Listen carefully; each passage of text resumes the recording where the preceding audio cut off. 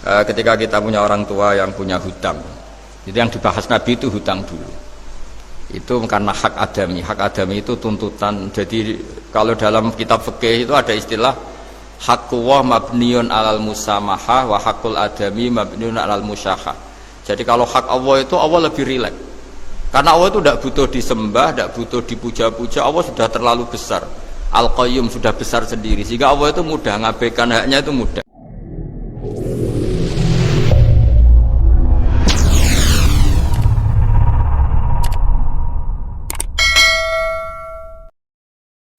Assalamualaikum warahmatullahi wabarakatuh. Allahumma sholli ala sayyidina Muhammad wa ala ali sayyidina Muhammad kama sholaita ala sayyidina Ibrahim wa ala ali sayyidina Ibrahim wa barik ala sayyidina Muhammad wa ala ali sayyidina Muhammad kama barakta ala sayyidina Ibrahim wa ala ali sayyidina Ibrahim fil alamina innaka Hamidum Majid. Alhamdulillah, alhamdulillah, alhamdulillah. Gimana kabar kalian? Semoga kabar kalian baik-baik saja.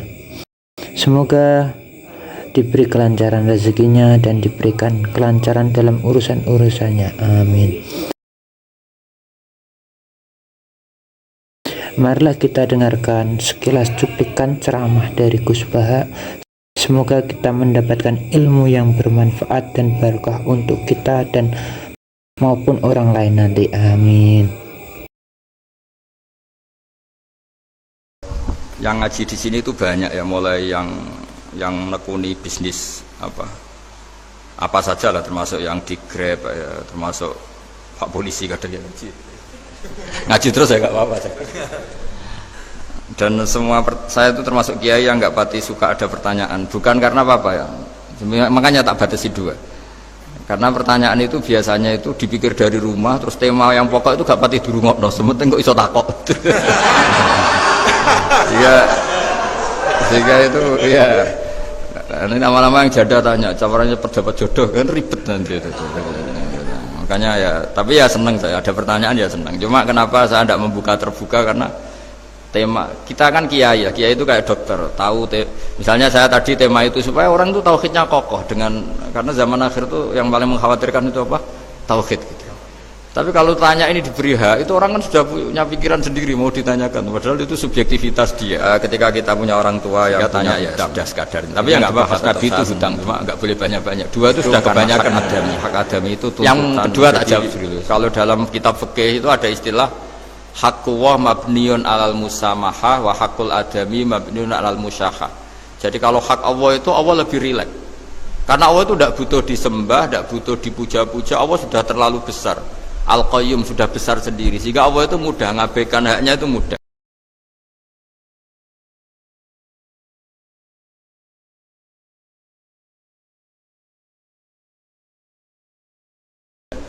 Tapi kalau hak adami, bawaan manusia itu kalau hartanya dibawa orang itu ingat terus, sehingga harus diselesaikan. Maka Nabi kalau mau mensolatkan jenazah tanya punya utang enggak. Tapi kalau orang itu misalnya enggak sholat atau apa, itu Nabi masih ringan. Yang ditanyakan imannya.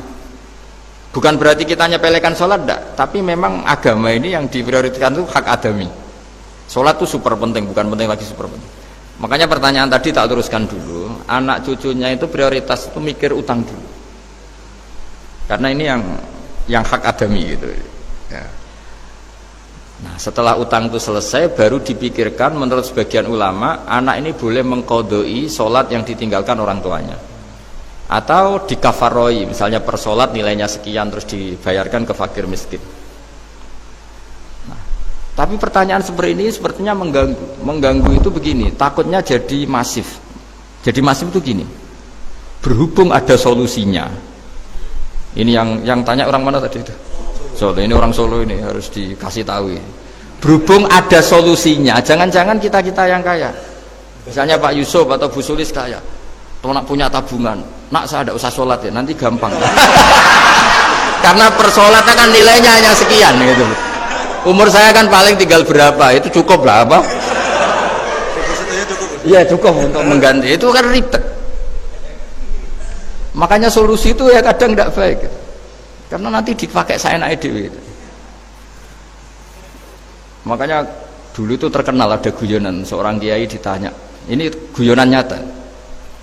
Pak Kiai, katanya Kiai itu orang suci, tapi kadang-kadang kok maksiat juga. Si Kiai ini jawabnya ngawur sekali.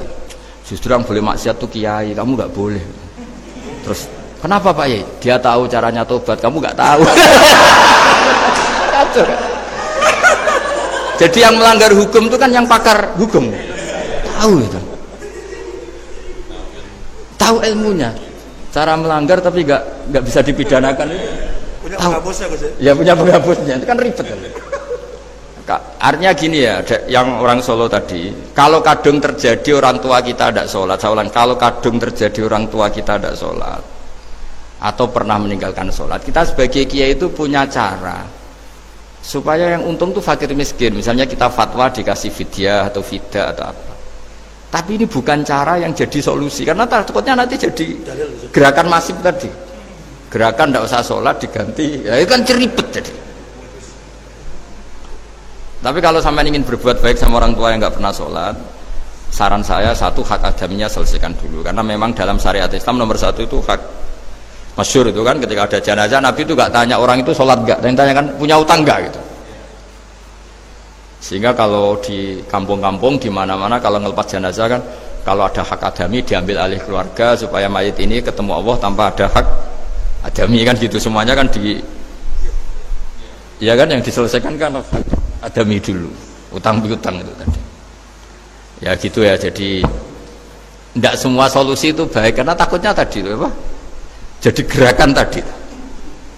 Makanya kita jadi kiai sering bingung gitu karena mau nggak fatwa itu ada yang tanya, mau fatwa takutnya tadi. Misalnya kita kan paling umurnya tinggal berapa, dihitung saja per sholat, terus bilang ke anaknya, nak saya tidak usah sholat, nanti ini aja bayarkan, kan jadi ribet. Nah, yang pertanyaan pertama tadi tentang apa?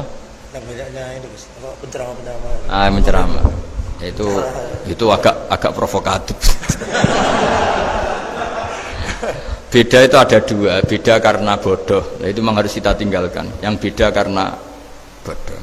Ada beda karena rumus ilmu, itu harus kita hormati.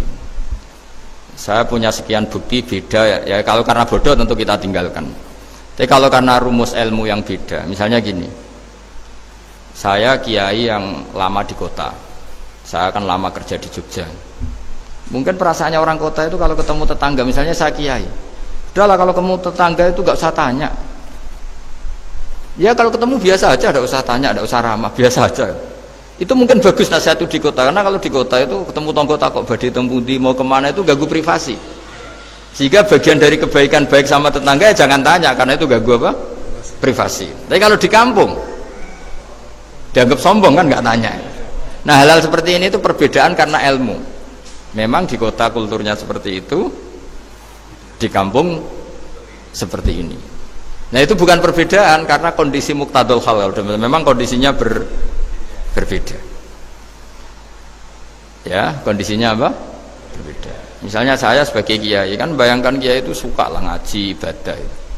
Terus kamu karena orang kota sukanya pizza, terus Gus kesini Gus ayo naik makan pizza bareng, kan saya malah terganggu gitu.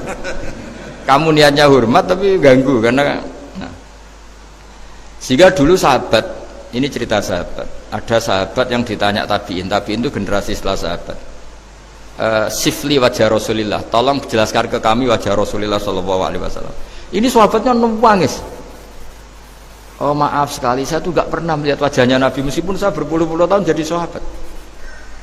Juga gak pernah sowan Nabi. Saya sering jamaah sama beliau. Ditanya kenapa? Saya itu sungkan. Beliau terlalu wibawa. Jadi bentuk penghormatan sahabat ini kepada Nabi justru gak berani melihat wajahnya. Dan bukti penghormatan pada Nabi dia gak pernah sowan. Nabi itu punya anak, punya istri, punya cucu. Kalau sowan tuh ganggu. Jika dia cara berpikir ya itu bentuk hormatnya. Ya itu ya sah saja dia cara berpikir ditakdir begitu. Tapi ada beberapa sahabat yang justru saking cintanya sering melihat wajah Nabi, sering sowan Nabi. Itu haknya dia cara berpikir begitu. Nah kira-kira seperti itu. Jadi perbedaan itu ada dua. Ada yang karena bodoh, itu tidak kita ikuti. Tapi ada perbedaan karena pengetahuan. Ya kalau karena pengetahuan harus kita ikuti karena memang itu ya itu kan urusan sudut pandang. Dulu ketika Mekah dikuasai Sayyidina Umar, setelah Fathu Mekah dan Umar sudah kuat betul, itu banyak sahabat yang dulunya orang Mekah itu sama Umar disuratin, cobalah kembali ke Mekah. Di Mekah itu kamu sholat di Masjid Haram sebagaimana 1000 sholat. Sekarang Mekah aman milik kamu, silahkan kembali ke Mekah. Tapi jawabnya sahabat itu nggak mau. Paling di Mekah hanya dapat pahala 1000 sholat. Tapi kalau mengislamkan orang di daerah-daerah pedalaman itu dakbul ambiya. Ciri khas Nabi itu yang membenarkan orang itu, bukan di satu tempat. Terus sampai nambahi surat ini, wa alam anal ardo lam tuqaddis ahad, dan bumi itu tidak bisa loh mensucikan orang. Abu Lahab itu orang Mekah, Abu Jahal orang Mekah, tapi tetap begitu. Akhirnya jenis ini berpikir, ya sudah agak di Mekah nggak apa-apa. Andai kan Mekah itu bisa mensucikan orang, nggak ada Abu Jahal, nggak ada Abu Lahab. Akhirnya para sahabat nggak kembali ke Mekah, tapi berkelana ke Syria, ke Sam. Akhirnya ada Islam di mana-mana. Tapi ada juga yang Mekah itu kota suci, harus diisi orang-orang suci supaya yang brengsek-brengsek nggak di sana. Ya sudah, cara berpikir begitu. Nah ini cerita ya. Jadi sudah, kalau perbedaan karena ilmu, ya sudah memang karena ilmu. Nah itu nggak apa-apa. Nah kalau sampean tanya, lalu bedanya apa Gus? Yang beda karena ilmu karena, ya lihat saja kalau dia orang pinter bacanya banyak, berarti bedanya karena ilmu. Tapi kalau nggak pinter kok berbeda, ya berarti karena tidak tahu. Ya kira-kira. Alhamdulillah, kita sudah kajian bersama Kiai Haji Ahmad Bahauddin Nur Salim atau Gus Baha. Semoga kita bisa mendapatkan ilmu yang bermanfaat. Sampai bertemu di video selanjutnya. Bila mana ada kata salah, mohon maaf sebesar-besarnya. Kajian singkat, padat, penuh makna bersama Gus Baha. Ojo lali sholawat. Assalamualaikum warahmatullahi wabarakatuh.